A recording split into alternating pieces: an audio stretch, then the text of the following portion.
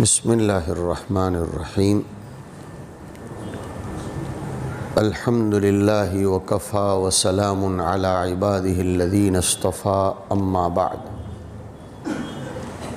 فاعوذ باللہ من الشیطان الرجیم بسم اللہ الرحمن الرحیم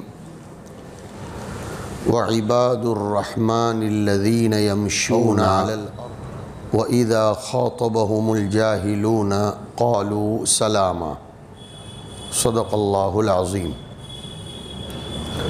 وقال النبی صلی اللہ تعالی علیہ وآلہ وسلم من حسن اسلام المرء ترکہ ما لا یعنیہ او کما قال علیہ الصلاۃ والسلام۔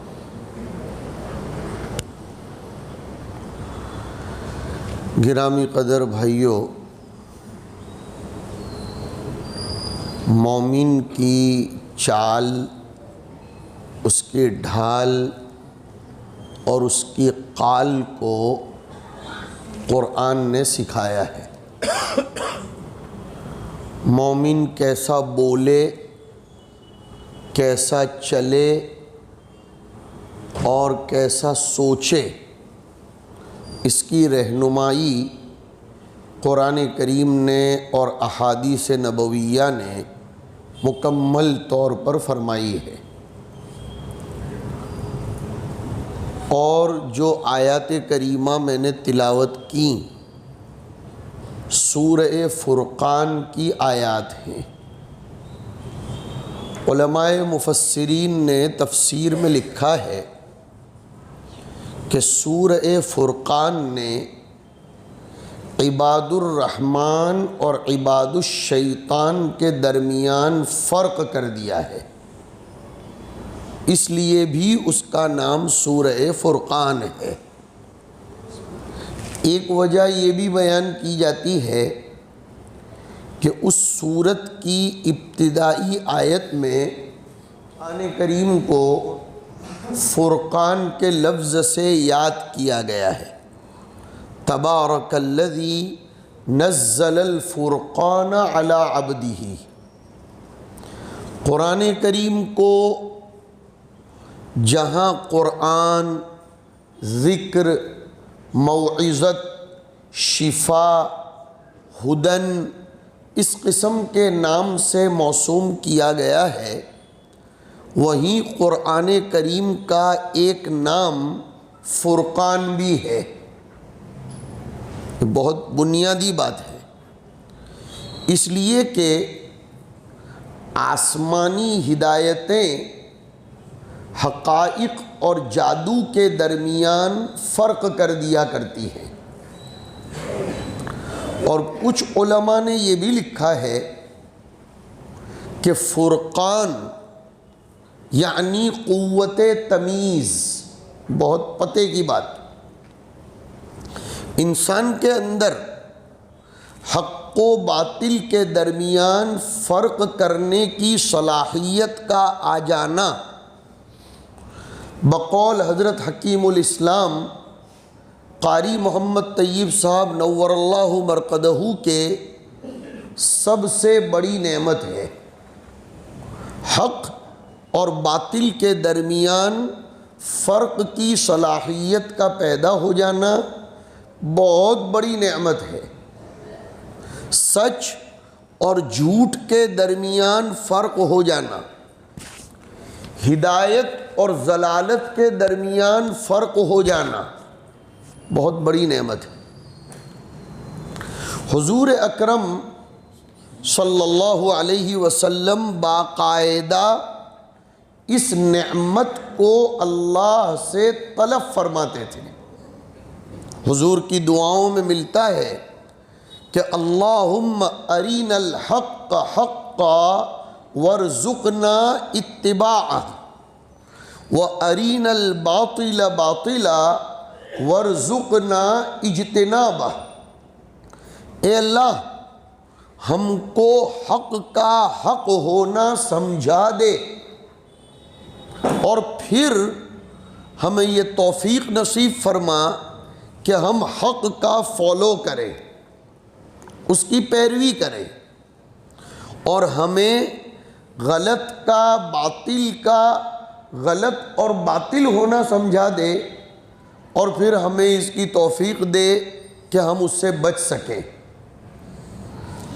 یہ قوت فرقانیہ، جس کو ہم نے کہا قوت تمیز، فرق کرنے کی صلاحیت، تقوی اختیار کرنے کے نتیجے میں ملتی ہے۔ سورہ انفال میں اللہ تعالیٰ فرماتے ہیں یا ایھا الذین آمنوا ان تتقوا اللہ یجعل لکم فرقانا۔ فرقان پر سے چل رہا ہوں میں، سورہ فرقان کی آیت پڑھی اس لیے کہ اے ایمان والو، اگر اللہ کے احکام کو بجا لاؤ گے، اس کے لا اینڈ آرڈر کا فالو کرو گے، اور اس نے جو ریسٹرکشنز دیے ہیں، اس نے جن چیزوں سے ممانعت فرمائی ہے، اگر ان چیزوں سے بچ جاؤ گے تو میں تم کو بہت بڑی نعمت دوں گا۔ وہ یہ ہے کہ تمہارے اندر قوت فرقانیہ آ جائے گی۔ آج میری آپ کی گمراہی کا، یا ذرا تھوڑا سا نیچے اتر کر بولوں، میرے آپ کے تردد، انتشار، اضطراب اور بے چینی کا ایک بہت بڑا سبب یہ ہے کہ ہمارے اندر سے اپنوں اور غیروں کو پہچاننے کا فرق نکل گیا، حق اور باطل کو پرکھنے کا معیار ہمارا بدل گیا، سنت اور بدعت، عادت اور عبادت، بہت ناپ تول کر الفاظ بول رہا ہوں، ہم نے اپنی سہولتوں کو ضرورت بنا دیا اور ضرورتوں کو سہولت بنا دیا۔ کیوں؟ قوت فرقانیہ ختم ہو گئی۔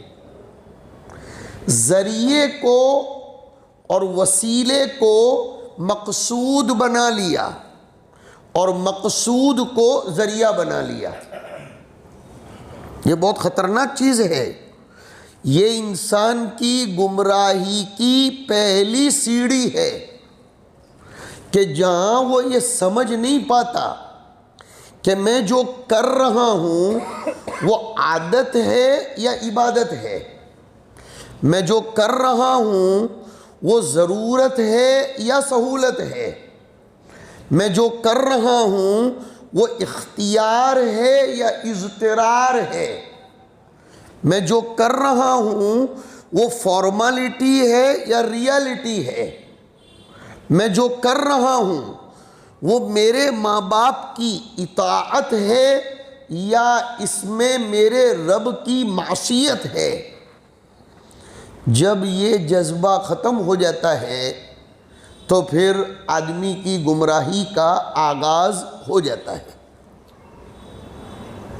حضرت جی مولانا انعام الحسن صاحب نور اللہ مرقدہ ایک مرتبہ ممبئی تشریف لے جا رہے تھے۔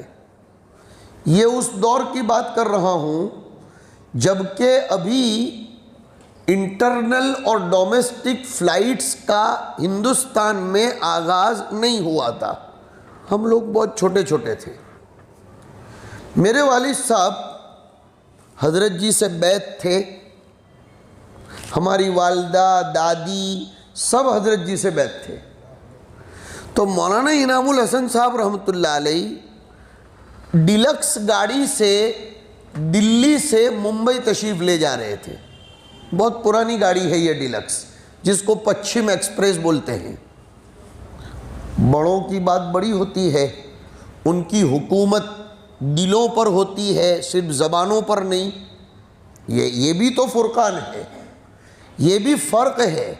سنو اس کو دھیان سے، بڑی قیمتی بات ہے، اللہ تعالیٰ کہلوا رہا ہے کہ سیاست والوں کی حکومت اور ان کی پکڑ لوگوں کی زبان پر ہوتی ہے، اور اللہ والوں کی پکڑ لوگوں کے دلوں پر ہوتی ہے۔ اس کو سمجھاتا ہوں میں۔ فرعون نے اپنے جادوگر جمع کیے تھے موسیٰ علیہ السلام کا مقابلہ کرنے کے لیے۔ جب حضرت موسیٰ علیہ السلام کا معجزہ ان جادوگروں کو معجزہ ہونا سمجھ میں آ گیا تو وہ اپنے دل سے کہہ پڑے آمنا برب ہارون و موسیٰ۔ فرعون کیا سمجھتا تھا؟ توجہ دینا، کہ جیسے مجھے ان کی زبانوں پر کنٹرول ہے ویسے مجھے ان کے دل پر بھی کنٹرول ہے، اور ایمان کا تعلق تو دل سے ہے۔ اسی لیے مفسرین نے لکھا کہ اسلام میں دھرمانترن ہو ہی نہیں سکتا۔ یہ تو بدنام کرنے کی باتیں ہیں، اس لیے کہ کسی کو زبردستی کنورٹ تب کیا جائے جب اس کو وہ چیز پسند نہ ہو اور مجبوراً مان نہ مان تیرا مہمان تسلیم کروایا جائے۔ اور ایمان کا تعلق زبان سے ہے ہی نہیں کہ زبردستی بلوایا جائے، اس کا تعلق تو دل سے ہے، اور دل پر کسی کا کنٹرول نہیں ہے۔ سمجھو، فرعون پوری حکومت کو اور اپنی رعایا کو مجبور کر رہا تھا، لیکن اس کے بغل میں سونے والی بیوی خدا پر ایمان لا چکی تھی۔ مفکر اسلام مولانا علی میاں صاحب رحمۃ اللہ علیہ نے اس کو تعبیر فرمایا مسکین فرعون، کہ بیچارہ، اپنے گجراتی میں بولتے بیچارو فرعون، یعنی اس کو سمجھ میں نہیں آ رہا تھا۔ تو اب آئیے واقعے کی اس کڑی پر کہ کیا کہا فرعون کے جادوگروں نے؟ آمنا برب ہارون و موسیٰ، ہم ہارون اور موسیٰ کے رب پر ایمان لے آئے۔ فرعون تو بفر گیا اور کہنے لگا آمنتم لہو قبل ان آذن لکم، تم ایمان لے آئے میری اجازت سے پہلے؟ یعنی اس کو ایسا لگا ایمان کے لیے بھی کسی کی اجازت لینی پڑتی ہے۔ وَكَانَ يَعْتَقِدُ أَنَّ لَهُ سُلْطَانًا عَلَى الْأَفْئِدَةِ كَمَا أَنَّ لَهُ سُلْطَانًا عَلَى الْأَلْسِنَةِ۔ قصص کی عبارت ہے یہ کہ وہ ایسا سمجھتا تھا کہ مجھے لوگوں کے دلوں پر بھی کنٹرول ہے جیسے مجھے لوگوں کی زبانوں پر کنٹرول ہے۔ نہیں، ظاہر کچھ اور ہوتا ہے، حقیقت کچھ اور ہوتی ہے۔ آج کل یہ جو منظر نامہ ہمیں نظر آ رہا ہے کہ دنیا کی مختلف حکومتیں امڑ پڑی ہیں، ٹوٹ پڑی ہیں فلسطین پر، سب متحد ہیں، نہیں، قرآن کریم نے سورہ حشر میں فرمایا تحسبهم جمیعا وقلوبهم شتیٰ۔ تحسبهم کا لفظ خود بتا رہا ہے کہ یہ ظن خاطئ ہے، وہ حسبان کے درجے میں ہے، وہ گمان ہے، وہ تمہیں دکھ رہا ہے کہ وہ ایک ہیں، ان کے دل تو بٹے ہوئے ہیں، دل بٹے ہوئے ہیں، نظر کچھ اور آ رہا ہے، اندر سے یہ بھی ایک دوسرے کے مخالف ہیں۔ سیاسی اغراض حاصل کرنے کے لیے، سیاسی مفادات پانے کے لیے مسلمانوں کے خلاف ایک نظر آتے ہیں، ورنہ اندر اندر ان کی اتنی دشمنیاں ہیں جس کی کوئی انتہا نہیں۔ وہ کس منہ سے ہم کو کہتے ہیں کہ تم مسلمان کتنے فرقوں میں بٹ گئے؟ ان کے خود کے اتنے فرقے ہیں کہ ہم نہیں کہہ سکتے۔ ہر کنکر شنکر بنا ہوا ہے، ہر حجر، ہر بشر، ہر مدر اور ہر شجر ان کا رب بنا ہوا ہے۔ مصیبت ہے یہ۔ میں سمجھانا یہ چاہتا ہوں کہ فرقان حضرت موسیٰ علیہ السلام کے مقابلے کے جادوگروں کو وہ قوت فرقانیہ مل گئی تھی، جس کی بنیاد پر انہوں نے سمجھا کہ موسیٰ کا پیش کیا ہوا عصا یہ معجزہ ہے، یہ جادو کبھی بھی نہیں ہو سکتا، یہ کبھی جادو نہیں ہو سکتا۔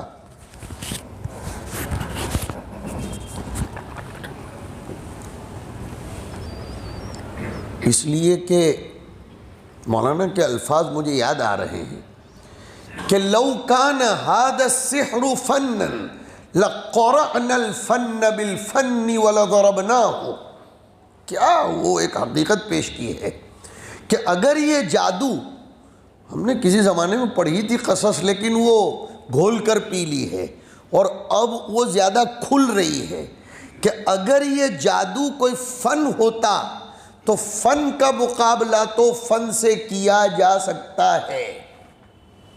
یہ ایک نئی بات سمجھ میں آ گئی، فن کا مقابلہ فن سے کر سکتے ہیں، لیکن قدرت خداوندی کا مقابلہ قدرت بشریہ سے نہیں کر سکتے۔ لیکن اب یہ سمجھنا کہ یہ فن ہے اور یہ قدرت ہے، اس کے لیے بھی فرقان کی ضرورت ہے، اس کے لیے بھی فرقان کی ضرورت ہے۔ ہم لوگ ذرا سے ڈائیورٹ ہو گئے ہیں، قدرت کو فن سمجھ رہے ہیں اور فن کو قدرت سمجھ رہے ہیں، حقیقت کو سبب سمجھ لیا ہے اور سبب کو حقیقت سمجھ لیا ہے۔ رب حقیقی کو رب مجازی سمجھ لیا ہے اور رب مجازی کو رب حقیقی سمجھ لیا ہے۔ رب مجازی یعنی سیٹھ، ہم مدرسوں کی دنیا میں قبلہ محتمم صاحب، مسجدوں کی دنیا میں قبلہ ٹرسٹی صاحب، اور کمپنیوں میں باس صاحب اگر ذرا منہ پھیر لیں تو ان کو منانے کے لیے سردی میں بکنے والا سالم پاک، اڑدیا پاک اور گاجر پاک اور اللہ جانے کیا کیا ناپاک کو بھی پاک کر کے ان کی خدمت میں پیش کیا جاتا ہے۔ سیٹھ صاحب خوش ہو جائیں، دسیوں دن ان کے یہاں چکر لگائے جاتے ہیں اور مالک حقیقی ناراض ہو چکے ہیں، نعوذ باللہ، وہ روٹھ گئے ہیں۔ یہ دنیا کا منظرنامہ بتا رہا ہے کہ انہیں ہم سے بہت پیار ہے، محبت بھرے انداز میں وہ روٹھے ہیں۔ ان کا روٹھنا یہ منانے کے لیے ہے، ان کا روٹھنا کھدیڑنے کے لیے نہیں ہے۔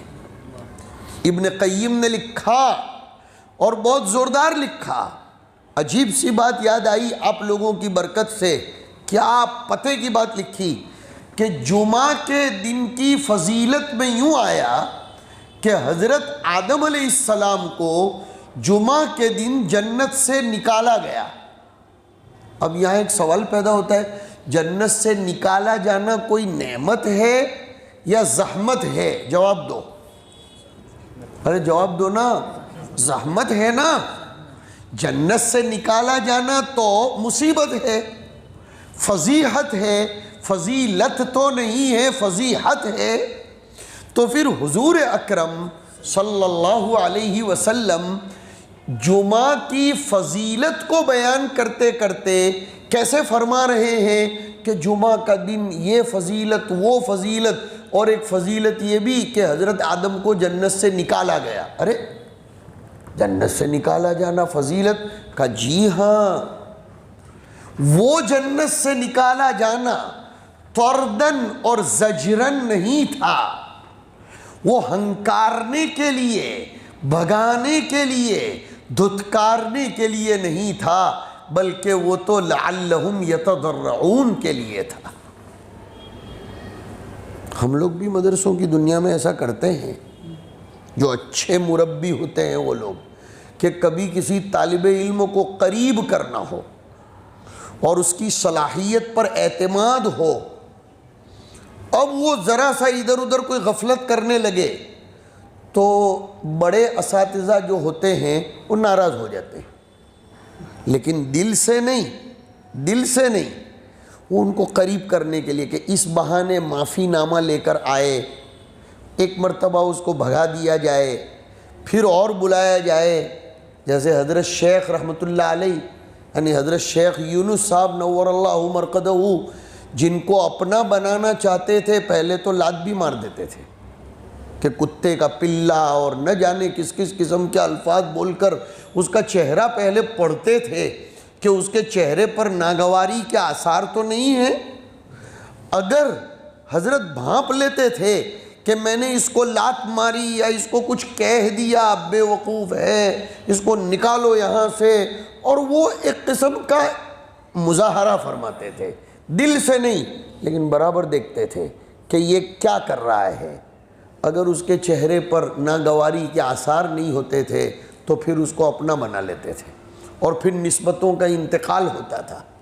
نسبتیں اتنی سستی نہیں ہیں کہ ایک ملاقات میں حاصل ہو جائیں۔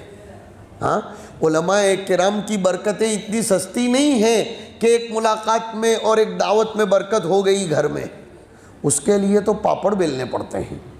ہاں، اس کو نسبت حاصل کرنا نہیں کہا جاتا کہ کریڈٹ لینے کے لیے کسی عالم کے پیچھے پڑا جائے اور اس کو اپنے کندھے سے کندھا ملا کر پھر دنیا میں نام روشن کیا جائے کہ یہ عالم کو ہم نے اپنا بنا لیا، اور پھر تو جانے میں جانوں، تجھ سے کیا لینا ہے، وہ مجھے کوئی پڑی ہوئی نہیں، تو تیرا کام کر میں میرا نہیں۔ اس طرح نہیں ہوتا، اس کے لیے تو پاپڑ بیلنے پڑتے ہیں۔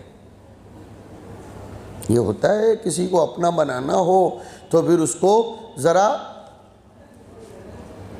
نکالا جاتا ہے۔ آ جاؤ پھر، اللہ کو بھی 3 صحابہ کا اندراج قرآن کریم میں کرنا تھا، 3 صحابہ کا اندراج کرنا تھا قرآن کریم میں، تو حضور پاک صلی اللہ علیہ وسلم 3 صحابہ سے ناراض ہو گئے تھے، لیکن وہ ناراضگی بتکلف ناراضگی تھی، دکھانے والی ناراضگی تھی۔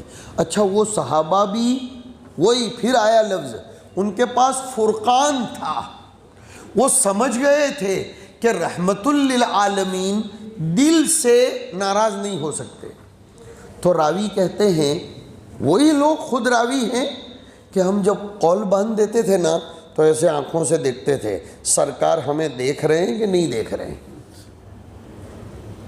اگر سرکار دل سے ناراض ہیں تو ہم کو نماز میں بھی نہیں دیکھیں گے، جیسے خارج صلاۃ نہیں دیکھ رہے ہیں، اور سرکار اگر بتکلف نہ تو سرکار بھی ایسا کرتے تھے، جب وہ لوگ قول باندھتے تھے نا سرکار برابر دیکھتے تھے، تو ان لوگوں کو احساس ہو جاتا تھا حضور دل سے ناراض نہیں ہے، حضور دل سے ناراض نہیں ہے۔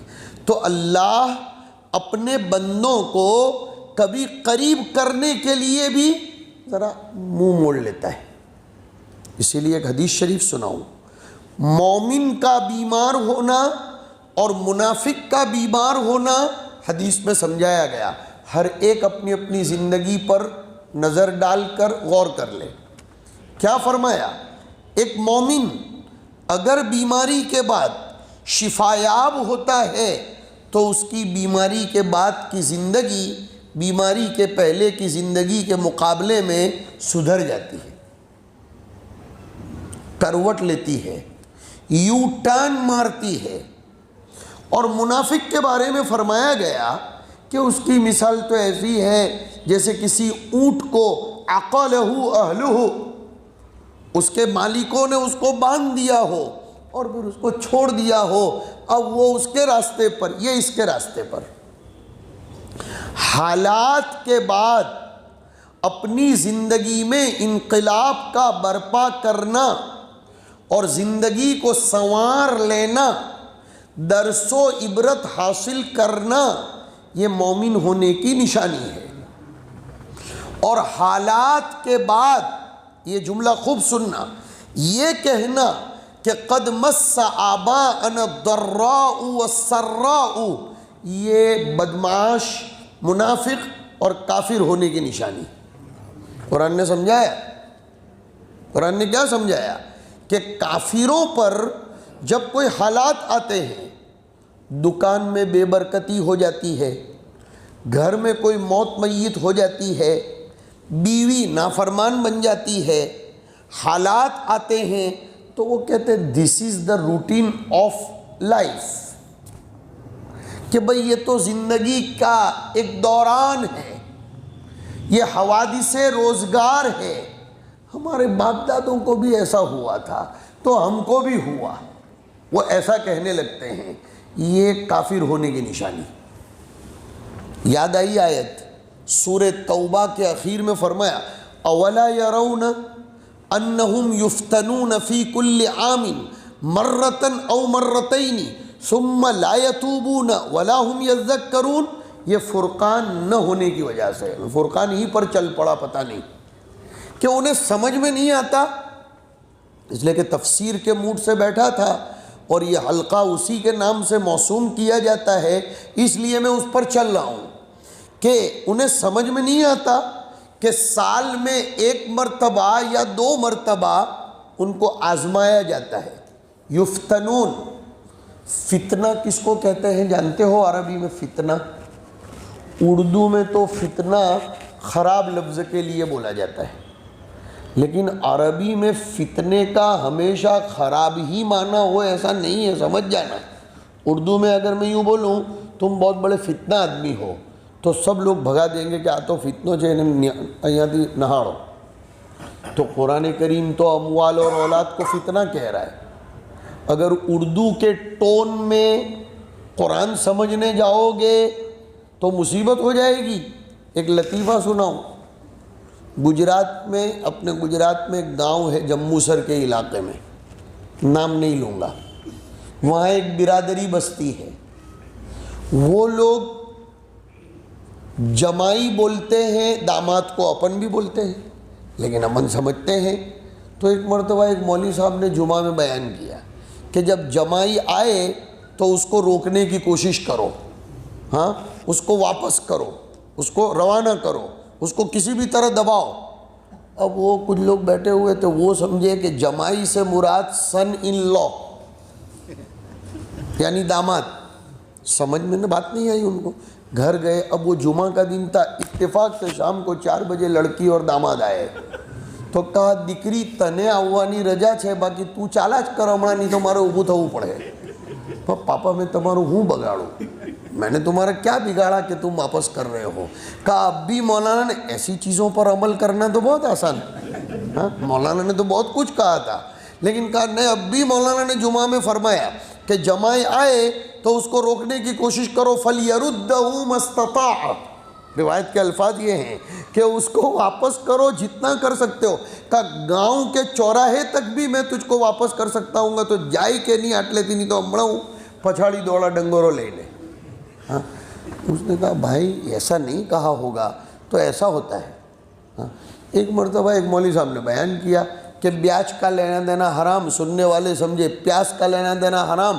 تو اب گاؤں میں کوئی پیاز بیچنے والا آیا تو کہا بھائی تو یہ حرام کا کاروبار کر رہا ہے. تو سمجھنے کی بھی ضرورت ہے. کچھ لوگ سنتے کیا ہیں، سمجھتے کیا ہیں، نقل کیا کرتے ہیں، اور پھر سامنے والا اللہ جانے اپنی کیا سمجھتا ہے اور بات کا بتنگڑ بن جاتا ہے. بات کیا چل رہی تھی؟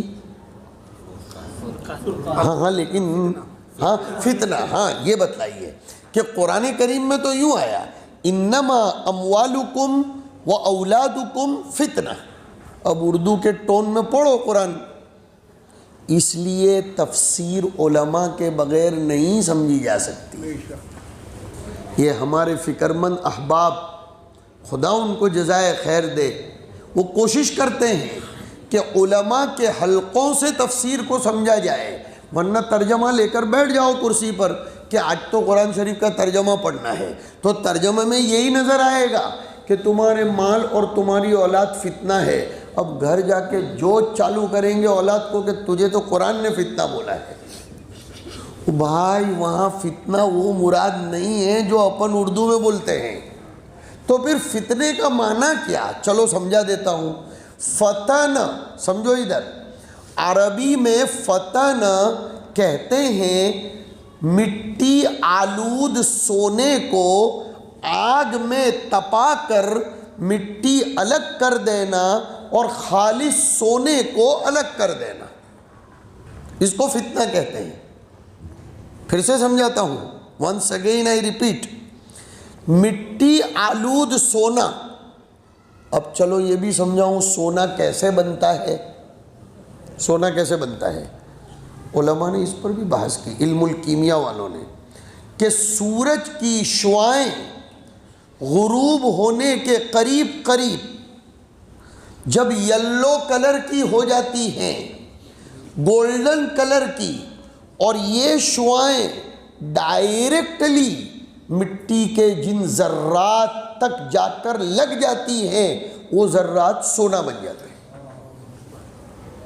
اور سورج طلوع ہوتے وقت کی جو شعاعیں مٹی کے جن ذرات پر ڈائریکٹ جا کر لگ جائے تو وہ ذرات چاندی بن جاتے ہیں۔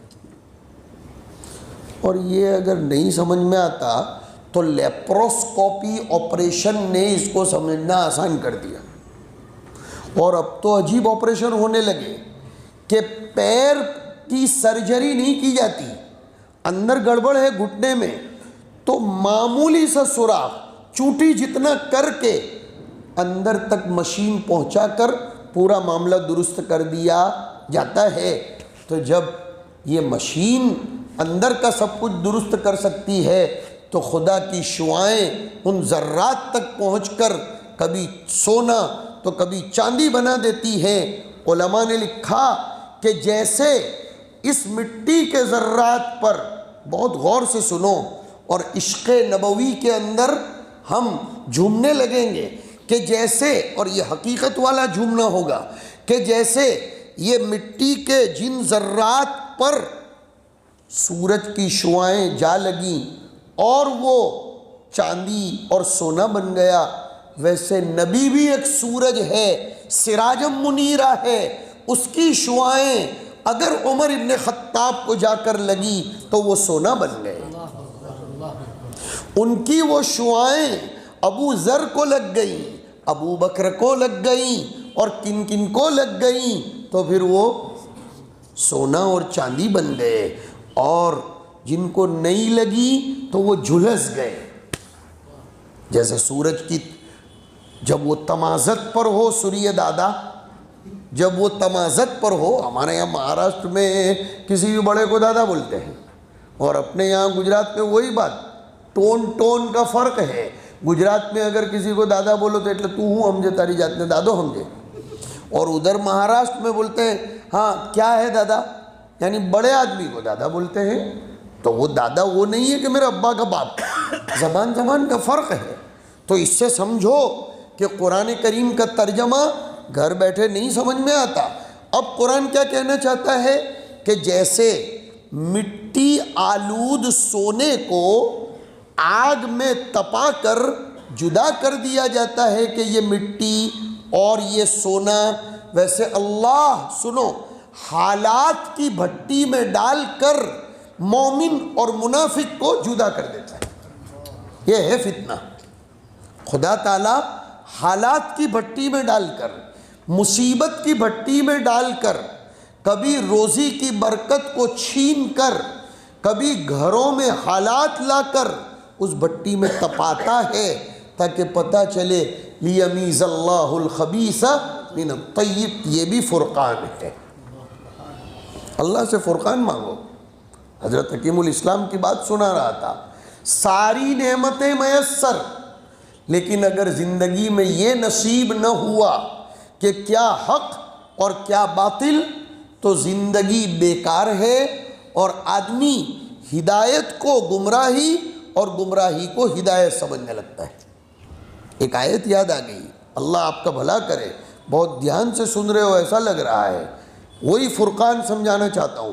وَمَن يَعْشُ عَن ذِكْرِ الرَّحْمَنِ نُقَيِّضْ لَهُ شَيْطَانًا فَهُوَ لَهُ قَرِينٌ وَإِنَّهُمْ لَيَصُدُّونَهُمْ عَنِ السَّبِيلِ۔ اب یہ آیا دیکھو فرقان نہ ہونے کا نتیجہ کہ وَيَحْسَبُونَ أَنَّهُمْ مُهْتَدُونَ، کہ جو رب کی تعلیمات سے غفلت برتتا ہے، رب کے ذکر میں اپنی زندگی بسر نہیں کرتا، نظام اللہ کا اپنی زندگی میں جاری نہیں کرتا، تو میں اس کے اوپر شیطان کو مسلط کر دیتا ہوں، اور شیطان اس کا جگری دوست بن جاتا ہے۔ پھر ہوتا کیا ہے جو مجھے خاص سمجھانا ہے، یہ شیطان اور اس کے بچونگڑے، اس کے چمچے، اس کے حواریین اور اس کے دائیں بائیں، یہ اس کو سیدھے راستے سے ہٹا دیتے ہیں اور وہ برے راستے کو سیدھا راستہ سمجھتا ہے. وَيَحْسَبُونَ أَنَّهُمْ مُهْتَدُونَ، وہ کر رہا ہے بدعت لیکن اس کو سمجھتا ہے محبت رسول. اسی لیے غزالی علیہ الرحمن نے لکھا کہ بدعتی کو توبہ کی توفیق کبھی بھی نہیں ہوتی، اس لیے کہ وہ اپنی بدعت کو سنت سمجھتا ہے. وہی فرقان پر چل رہا ہوں کہ وہ اپنی بدعت کو سنت سمجھتا ہے کہ نہیں میں تو محبت رسول میں کر رہا ہوں. یہیں سے آدمی کو گمراہ کیا جاتا ہے. وہ جادو کو معجزہ سمجھتا ہے اور معجزے کو جادو. انہوں نے یہی تو کہا تھا بنی اسرائیل نے، سحرانی تظاہرا، اور اپنے یہاں گجراتی میں اس کو یوں کہا جاتا ہے کہ جیوی آنکھ ایو بدو دیکھائے. تو وہ خود جادوگر تھے تو انہیں نبی بھی، جیسے جھوٹے کو دنیا میں ہر آدمی جھوٹا ہی نظر آتا ہے، جیسے شریف کو ہر آدمی شریف نظر آتا ہے. اسی لیے کتابوں میں آتا ہے کہ صوفی مزاج کے آدمی کی روایت قبول کرنے سے پہلے 100 دفعہ سوچنا چاہیے، اس لیے کہ وہ خود صوفی ہے تو سب کو صوفی ہی سمجھتا ہے کہ میں جھوٹ نہیں بولتا، اس کا مطلب دنیا میں کوئی جھوٹ نہیں بولتا ہوگا. ملا جیون ایک بہت بڑے مصنف گزرے ہیں، ماتن بھی تھے، شاعر بھی خود ہی تھے، نور الانوار کے، بہت بھولے بھالے تھے، جو کہتا تھا مان لیتے تھے، بولے تھے. ایسے بھولے لوگوں کا مسلمانوں میں کچھ کام نہیں ہے، ایڈوانس لوگوں کا بھی کام نہیں ہے اور بھولے لوگوں کا بھی کام نہیں ہے. معتدل مزاج کے لوگ ہونے چاہیے کہ جو سمجھ سکیں کہ یہ مجھ کو پٹا رہا ہے یا یہ مجھ کو پتا رہا ہے. سمجھ رہے ہو؟ پٹا رہا ہے یا پتا رہا ہے، یعنی میرا کام ہی کر رہا ہے. ٹوپی پہنا رہا ہے، ہمارے یہاں بڑودا میں بولتے ہیں اس کی ٹوپی اس کو پہنا اور اس کی اس کو پہنا اور معاملہ ختم کر دے. مومن کو سمجھنا چاہیے، ہوشیار چوکنا رہنا چاہیے کہ میں بیوقوف کیوں بنوں. گھر سے نکلتے وقت کی جو دعا بتلائی گئی اس میں یہ فرمایا گیا کہ اللہ کی پناہ طلب کرو کہ میں کسی کے ساتھ جہالت والا کام نہ کروں اور میرے ساتھ بھی کوئی جہالت والا کام نہ کرے. نہ میں کسی کو گمراہ کروں نہ کوئی مجھ کو گمراہ کرے، نہ میں ٹھوکر کھاؤں نہ مجھ کو ٹھوکر کھلائی جائے. یہی تو فرق ہے اسلام میں اور عیسائیت میں. عیسائیت میں ایسا ہے کہ ایک تماچا کسی نے یہاں مارا تو کہا لے دوسرا بھی مار لے، طبیعت خوش کر لیتے ہیں. اسلام میں ایسا نہیں ہے. اسلام کہتا ہے فَمَنِ اعْتَدَى عَلَيْكُمْ فَاعْتَدُوا عَلَيْهِ بِمِثْلِ مَا اعْتَدَى عَلَيْكُمْ. اور 2 حدیث سناتا ہوں، فرق وہی فرقان سمجھ میں آئے گا. پھر گفتگو ختم کریں گے. ہاں ابتدائے عشق ہے روتا ہے کیا، آگے آگے دیکھ ہوتا ہے کیا، اس لیے ابھی ختم کروں گا. وہ ایسا تھا کہ ایک مرتبہ سرکار صلی اللہ علیہ وسلم ایک مجلس میں تشریف فرما تھے. حضرت ابو بکر بھی رضی اللہ تعالیٰ عنہ تشریف فرما تھے. ایک آدمی حضرت ابو بکر کے ساتھ الجھ گیا. حضرت ابو بکر خاموش تھے، سننا بہت غور سے، بہت کام کی بات سنا رہا ہوں. حضرت ابو بکر خاموش تھے لیکن وہ مان نہیں رہا تھا. اس نے اور کچھ بولا، پھر بھی حضرت ابو بکر نے جواب نہیں دیا تو اس نے اور کچھ حضرت ابو بکر کو سنایا. اب حضرت ابو بکر کنٹرول کے باہر ہو گئے اور جواب دے دیا. وہ سنانا نہیں چاہتا کیا جواب دیا، مختارات والوں نے نقل کیا ہے اس کو، سنایا. ہاں، نان ویج گبڑا دی جس کو بولتے ہیں. حضور اکرم صلی اللہ علیہ وسلم مجلس سے کھڑے ہو کر تشریف لے گئے. حضرت ابو بکر کو کب گوارا تھا کہ سرکار چلے جائیں، اور اپنا حال کیا ہے، ہاروچو ہاں مفتی صاحب اپنی شادی میں نہیں آئے واتے نہیں تو ઉપાધિ જોતી યાર. یہ مگجماری کرتے کہ آ ہوں لگاویلوں છે ને آ ہوں છે، اور دعوت دیتے وقت ہی 2 رکعت پڑھ کے آتے ہیں کہ دے تو دیتے ہیں، خدا کرے کہ یہ نہ آئے، اور اگر آ کر چلے گئے ہوں تو مزید 2 رکعت ادا کرتے. ایون گیا تے ہارو چھو نہیں تو پاچھو کہنے کے لاؤتے. اور یہ قوت فرقانیہ نہ ہونے کا نتیجہ کہ ہادی کو شیطان سمجھے اور شیطان کو ہادی سمجھ لیا. تو حضرت ابو بکر پیچھے پیچھے بھاگے. اللہ کے رسول آپ کیوں واپس جا رہے ہیں؟ کہا دیکھ ابو بکر سن لے، وہ آدمی تجھ سے الجھ گیا تھا، تو جب تک خاموش تھا میں نے دیکھا کہ نزل ملکم من السماء، ایک فرشتہ آسمان سے اترا تھا اور تیری طرف سے ڈیفینس کر رہا تھا، لیکن جہاں تو نے جواب دینا شروع کیا نا، وہ فرشتہ اٹھ گیا اور چلا گیا، شیطان آ گیا، اور اس مجلس میں نہیں بیٹھ سکتا ہوں جہاں شیطان آ جائے، اس لیے کہ وہ اب تم کو لڑائے گا۔ یہ ایک واقعہ ہے، اس کو ایک طرف رکھو۔ اس کے فوراً بعد امام ابو داؤد نے اور ایک واقعہ فوراً بعد نقل کیا ہے۔ حضرت عائشہ رضی اللہ تعالی عنہا اور حضرت زینب رضی اللہ تعالی عنہا، ان دونوں کے درمیان کچھ تو میں چل پڑی۔ وہ بھی تو مانوس تھے نا، منوشیہ تھے، انسان تھے۔ اب حضرت زینب خوب بول رہی تھی، حضرت عائشہ خاموش تھی، تو حضور نے حضرت عائشہ کو چوکا لگایا، بولنا، کچھ تو جواب دے۔ اب حضرت عائشہ نے جب بولنا شروع کیا تو زینب کہاں ان کے مقابلے میں کھڑی رہتی۔ زینب کو شکایت لے کر جانا پڑا سیدنا علی رضی اللہ تعالیٰ عنہ کے پاس کہ وہ عائشہ تو ایسا بول رہے۔ اب سوال ہو رہا ہے کہ ایک طرف عائشہ رضی اللہ تعالیٰ عنہ کے ابا کو حضور ڈیفینس کرنے سے روک رہے، اور ادھر خود حضرت عائشہ کو کہہ رہے ہیں جواب دو۔ یہ چیز فرقان سمجھائے گا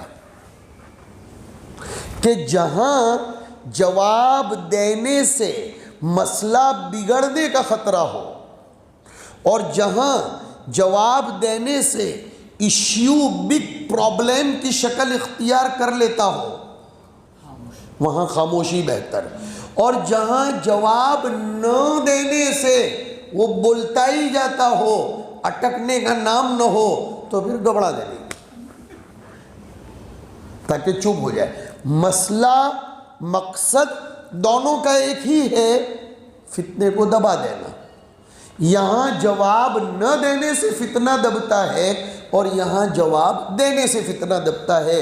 اس کے لیے حکمت کی ضرورت پڑتی ہے کہ کہاں کون سی چیز اختیار کی جائے۔ کسی کسٹمر کے ساتھ میٹھا میٹھا بولنے سے کام چل جائے تو اس کو بیٹا، دکرا، بھیا، بھائی سب کچھ بول کر کام چلاؤ، اور کوئی کسٹمر اگر آپ کی نرمی کا غلط فائدہ اٹھائے تو پھر، اسی لیے تو لکھا عبداللہ ابن مبارک نے کہ تکبر کرنے والے کے ساتھ تکبر کرنا صدقے کا ثواب لو، یعنی ہر جگہ تواضع نہیں کرنے کی۔ ایک آدمی آپ آستین چڑھاتے ہو تو بٹن کھلتا ہے، اور آپ ذرا اس کو یوں کرتے ہو تو وہ یوں کرتا ہے، تو پھر تو گنجائش رہے گی، پھر وہاں گنجائش رہے گی ہر جگہ۔ اسی لیے ایک عربی کے شاعر نے کہا لا تکن سکرن فتأکلک الناس ولا حنظلا فتذاق وترمى، نہ شکر بنو کہ لوگ تم کو نگل جائیں، اور نہ ایلوا بنو کہ لوگ چکھ کر تھوک دے اور اگل دے، نہیں، جیسا موقع ویسا بننا چاہیے۔ فرقان، یہ مہمان نوازی کے لیے بھی فرقان بتلایا گیا کہ مہمان جائزتہ یوم ولیلۃ، بھائی مہمان آیا ایک دن اچھا کھلاؤ، لیکن کوئی ٹھسی کھانے کے لیے آیا ہے، ہماری احمد آباد کی بھاشا میں بولتے ٹھسی کھانا یعنی، اور ہمارے مہاراشٹر میں بولتے مقام سے آیا ہے، یعنی اب جانے کا نام ہی نہیں لینے والا۔ کچھ مہمان ایسے ہوتے ہیں، ہمارے علاقے میں جلگاؤں کے قریب ایک گاؤں ہے، وہ نام نہیں لوں گا کیونکہ یہ تو پھر پوری دنیا میں جاتی ہے نا یہ تقریر، تو وہاں ایک بڑے میاں ہیں، کھاتے بہت ہیں، ایک بیٹھک میں 22 سے 25 مانڈے کھا جاتے ہیں، روٹی نہیں، مانڈے، اور وہ مانڈے بھی مہذب نہیں، وہ ٹوسٹ نہیں، وہ احمد آبادی بسکٹ والے مانڈے بڑے۔ تو جب کسی کا کسی کے اوپر قرضہ باقی ہوتا ہے نا تو وہ ان کو لینے بھیجتا ہے، اور وہ بڑے میاں جا کر اس کے گھر پر مقام سے بیٹھ جاتے ہیں کہ جب تک پیسہ نہیں دے گا تب تک میں یہاں سے ہٹنے والا نہیں ہوں۔ تو وہ قرضہ دینے والا بولتا ہے بھائی ان کو دے دو، کیونکہ یہ تو ایک ٹائم کے تو 22 مانڈے کھاتا ہے۔ اب ظاہر بات ہے 22 مانڈوں کو سالن بھی تو اتنا ہی لگے گا نا، ہاں؟ تو مسئلہ ایسا بن رہا ہے، ہر جگہ حدیث شریف میں کیا فرمایا؟ سمجھو اس کو، بہت کام کی بات ہے۔ مہمان آیا تو ضروری نہیں کہ وہ 3-4 دن رکنے والے ہیں تو روز بتکلف کھانا بناؤ، روز پرتکلف کھانا بناؤ، ایک دن انف ہے۔ بلکہ مہمان کو بتایا گیا کہ 3 دن تک تو رہ بھائی، 3 کے بعد کھاتا ہے تو صدقہ سمجھ کر کھانا، حضور نے فرمایا۔ یعنی ایک طرف تو یہ فرمایا کہ مہمان کا اکرام کرو، مہمان کو تحفہ دو، یہ سب فرمایا کہ یتحفہ و یکرمہ، یہ الفاظ آئے کتاب الاطعمہ میں۔ لیکن دوسری طرف یہ بھی آیا کہ مہمان ٹھسی کھا گیا ہو، اگر 3 دن تک رہ گیا تو اب پھر وہ جو کھائے گا وہ صدقہ ہوگا۔ تو اگر غیرت مند مہمان ہوگا تو کہے گا یار میں کہاں صدقہ کھانے کے لیے، بہت ہو گیا۔ یہ ساری چیزیں سمجھنے کے لیے قوت فرقانیہ اللہ سے مانگنی چاہیے۔ بات کہنا کیا چاہ رہا تھا اور بات چل کہاں تک چلی گئی، خدا کرے ہم سب کو یہ حق و باطل، اولا غیر اولا، واجب اور جائز، یہیں سے ایک نصیحت کرتا چلوں، آگے زندگی کس نے دیکھی ہے کہ ہر جائز کام کرنے کا نہیں ہوتا۔ ہمارے بہت سے بھائی کبھی کبھی ہی آرگیومنٹ کرتے ہیں، مفتی صاحب جو کر رہا ہوں کوئی ناجائز تھوڑا کر رہا ہوں۔ بھائی جائز ہونا الگ ہے، سنت ہونا الگ ہے۔ مسلمان تو سنت کا خواہش مند ہو، جائز کا نہیں۔ وہ ایک بات رہ گئی حضرت جی والی، مجھے یاد آیا، تو ڈیلکس کو روک دیا گیا وہاں، اور بڑودہ میں جو ویٹنگ روم ہے اے سی کا، اس میں حضرت جی کا درس بخاری تھا۔ میں بھی میرے والد کے ساتھ گیا ہوا تھا، ابھی بھی یادداشت ہے۔ حضرت جی نے مختصراً تقریر فرمائی تھی، اس میں حضرت جی کا ایک خاص لہجہ تھا۔ وہ فرمانے لگے کہ بھائیو، دوستو، بزرگو، یہ امت کی بربادی کا بنیادی سبب یہ ہے کہ وہ ذریعے کو مقصد سمجھ بیٹھی ہے اور مقصد کو ذریعہ سمجھ بیٹھی ہے۔ وآخر دعوانا الحمدللہ رب العالمین۔ حضرت نے اتنے میں کام تمام کر دیا۔ بڑے تو بڑے ہوتے ہیں، ایم ڈی ڈاکٹر زیادہ دوائیں نہیں لکھتا، اور چلتا پھرتا ڈاکٹر 10 گولیاں کم از کم دیتا ہے، اس سے نہیں تو اس سے اچھا ہوگا، اس سے نہیں تو اس سے، کسی سے نہیں تو سو تو جائے گا، کسی دوا سے تو سو تو جائے گا، اور صبح اٹھ کر بولے گا بہت فائدہ ہے کیونکہ سلا دیا۔ اور ایم ڈی ڈاکٹر 2 یا 3 ٹیبلٹ وہ بھی سستی دیتا ہے، اس لیے کہ وہ ڈائگنوسس کرتا ہے۔ تو بڑے لوگ بولتے کم ہیں لیکن کام کا بولتے ہیں۔ اللہ رب العزت ہم سب کو قبول فرمائے، اس جمع ہونے کو ہمارے لیے سعادت کا ذریعہ بنائے۔ ربنا آتنا فی الدنیا حسنہ وفی الآخرۃ حسنۃ وقنا عذاب النار۔ اللہم وفقنا لما تحب وترضى واجعل آخرتنا خیرا من الاولی۔ اللہم فقہنا فی الدین، اللہم فقہنا فی الدین، اللہم انفعنا بما علمتنا وعلمنا ما ينفعنا، وصلی اللہ علی النبی الکریم وعلی آلہ واصحابہ اجمعین برحمتک یا ارحم الراحمین۔